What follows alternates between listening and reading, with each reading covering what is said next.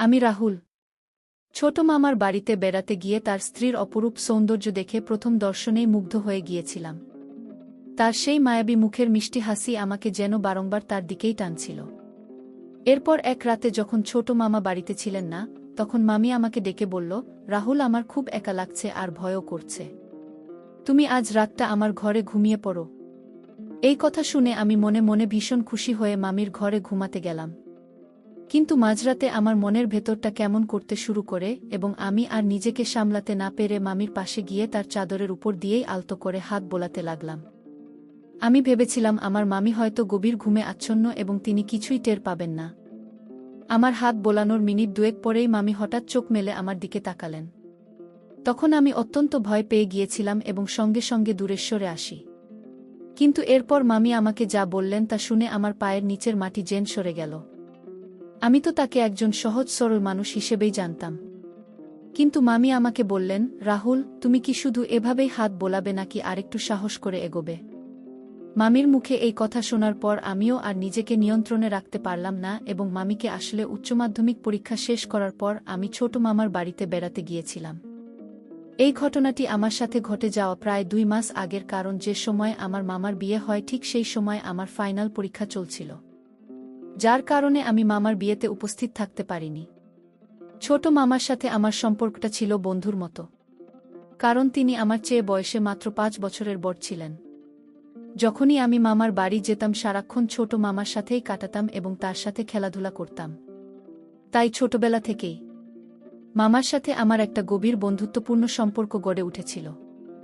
এরপর যখন আমি ছোট মামার বাড়ি গেলাম, সেখানেই আমি প্রথম রিনা মামিকে দেখি। তাকে দেখার পর আমি বেশ কিছুক্ষণ তার দিকেই তাকিয়েছিলাম, কারণ তিনি সত্যিই ভীষণ সুন্দরী ছিলেন। এদিকে আমাকে দেখা মাত্রই ছোট মামা ভালোবেসে জড়িয়ে ধরে বললেন, রাহুল, তুই কি দরজার সামনে এভাবে দাঁড়িয়ে থাকবি নাকি ভেতরে আসবি?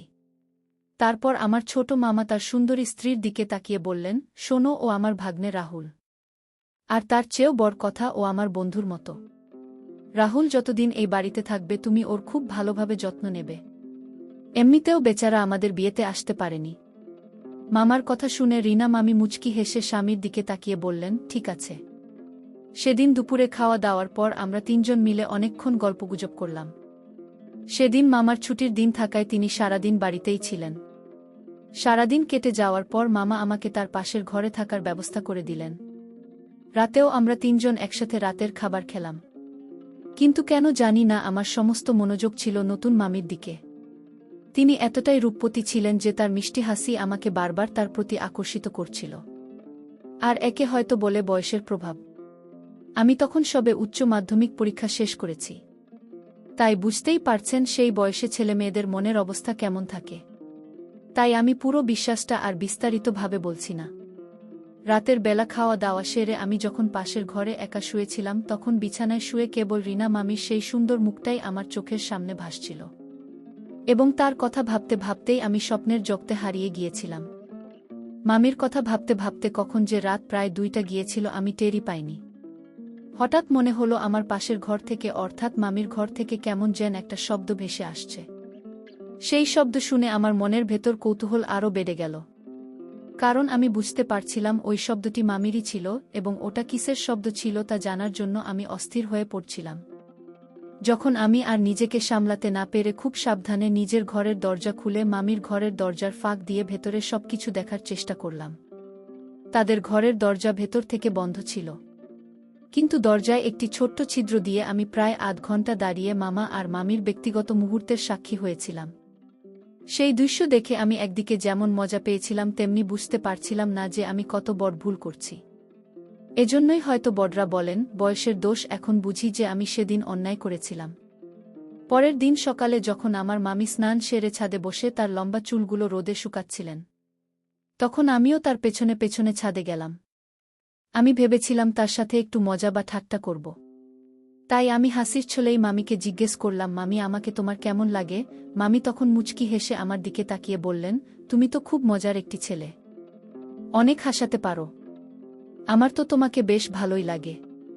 ততদিনে আমার মামার বাড়িতে থাকা প্রায় 6 দিন হয়ে গিয়েছিল এবং মামা বা মামি কেউই জানতেন না যে আমি প্রতি রাতে তাদের ঘরের দরজার সেই ছিদ্র দিয়ে সবকিছু দেখতাম আর নিজে নিজে মজা নিতাম। এদিকে যতদিন যাচ্ছিল আমার মামিকে ততই বেশি ভালো লাগতে শুরু করেছিল। তার চুল থেকে শুরু করে পায়ের নখ পর্যন্ত তার সব কিছুই আমার ভালো লাগত। তারা ঘুণঘরেও টের পেতেন না যে আমি তাদের দুজনের মধ্যেকার ভালোবাসা আর আদরের মুহূর্তগুলো প্রতিদিন লুকিয়ে লুকিয়ে দেখি। শুধু তাই নয়, আমি সারাদিন আমার মামিকে লক্ষ্য করতাম এবং তাকে আমার দেখতে ভীষণ ভালো লাগত। কিন্তু তিনি তো আমার মনের অনুভূতির কথা কিছুই জানতেন না। মামিও আমার সাথে অনেক গল্প আর হাসি ঠাট্টা করতেন, কারণ মামা তো সারাদিন বাড়িতে থাকতেন না, তিনি সন্ধ্যায় বাড়ি ফিরতেন।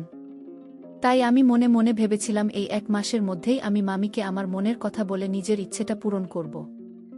এভাবেই প্রায় 10 দিন কেটে যাওয়ার পর একদিন রাতে যখন আমি প্রতিদিনের মতোই মামির ঘরের দরজার সেই ছিদ্র দিয়ে ভেতরে দৃশ্য দেখছিলাম, ঠিক তখনই হঠাৎ করে আমার মামি ঘরের দরজা খুলে ফেলেন এবং আমি পালানোর কোনো সুযোগই পাইনি।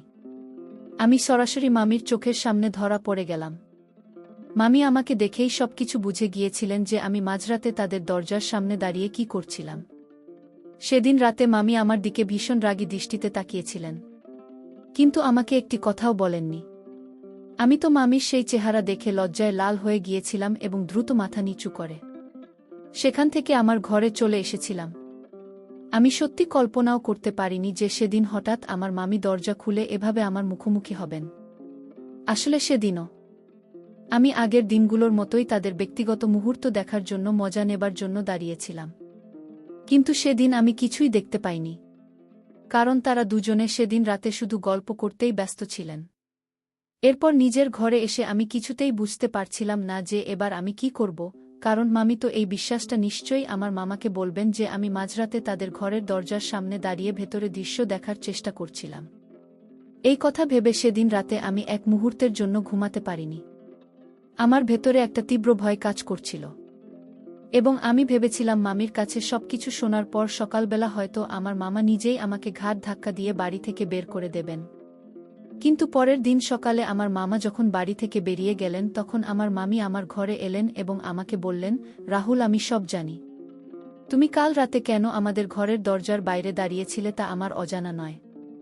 শুধু কালই নয়, গত 3-4 দিন ধরেই আমার সন্দেহ হচ্ছিল যে দরজার বাইরে কেউ একজন দাঁড়িয়ে থাকে এবং সেটা তুমি ছাড়া আর কেউই হতে পারো না, কারণ এই বাড়িতে তুমি ছাড়া আর কোনো পোস্ত লোক নেই। আর কাল রাতে আমি তোমাকে হাতে নাতে ধরেছি। রাহুল, আমি ভাবতেও পারিনি যে তুমি এই ধরনের একটি ছেলে। তোমার মামা তোমাকে যেমন বিশ্বাস করে আমিও তোমাকে অনেক বিশ্বাস করতাম এবং ভালো ছেলে ভাবতাম, কিন্তু তুমি যে এমন একটা নোংরা কাজ করবে সেটা আমি দুঃস্বপ্নেও কল্পনা করিনি। মামির সব কথা শোনার পর আমি লজ্জায় মাথা নিচু করে চুপচাপ দাঁড়িয়েছিলাম এবং ভয়ে আমার শরীর দিয়ে ঘাম ঝরছিল। আমার মামির সামনে আর একটাও কথা বলার সাহস ছিল না, কারণ সত্যিই তো আমি অনেক বড় একটা অন্যায় করেছিলাম। তারপর মামি আমাকে বললেন, রাহুল, কাল সকালেই তুমি এ বাড়ি থেকে চলে যাবে, না হলে আমি তোমার মামাকে সব কিছু বলতে বাধ্য হব। আমি চাইলে কাল রাতেই তোমার মামাকে তোমার এই কীর্তি সম্পর্কে জানাতে পারতাম, কিন্তু আমি ইচ্ছে করেই কিছু বলিনি, কি কারণ আমি চাই না যে তোমাদের দুজনের মামা ভাগ্নের এত সুন্দর একটা সম্পর্ক নষ্ট হয়ে যাক। মামির সব কথা শোনার পর আমি এতটাই লজ্জিত হয়েছিলাম যে তার সামনে হাত জোট করে ক্ষমা চাইতে বাধ্য হই। আমি আমার ভুল বুঝতে পেরেছিলাম এবং সেদিন আমি উপলব্ধি করতে পেরেছিলাম যে এতদিন ধরে আমি যা করছিলাম তা কত বড় একটি অপরাধ ছিল। আমার মতো এই বয়সে যারা নিজেদের নিয়ন্ত্রণ করতে পারে না তারা সহজেই খারাপ পথে চলে যায়। কিন্তু সেদিন আমি নিজের ভুল বুঝতে পেরে নিজেকে সংযত করতে শিখেছিলাম। পরের দিন সকালেই আমি মামার কাছে একটা মিথ্যে অজুহাত দিয়ে নিজের বাড়ির উদ্দেশ্যে রওনা দিলাম। বাড়ি ফিরে আসার পর আমি নিজের ভুলের জন্য এতটাই অনুতপ্ত ছিলাম যে আমি নিজেকে পুরোপুরি পরিবর্তন করে ফেলেছিলাম। এখন আমার নিজের উপর এই কারণেই গর্ব হয় যে আমি সেদিন ভদ্রতা শিখেছিলাম। আমার মামি যদি আমাকে সেই কথাগুলো না বলতেন তাহলে হয়তো আমি দিন দিন আরও বেশি অভদ্র এবং খারাপ হয়ে যেতাম। বন্ধুরা, আজকের গল্পটি এখানেই শেষ করছি। গল্পে কোনো ভুল ত্রুটি হয়ে থাকলে ক্ষমা করে দেবেন। গল্পটি ভালো লাগলে অবশ্যই লাইক, শেয়ার এবং সাবস্ক্রাইব করতে ভুলবেন না।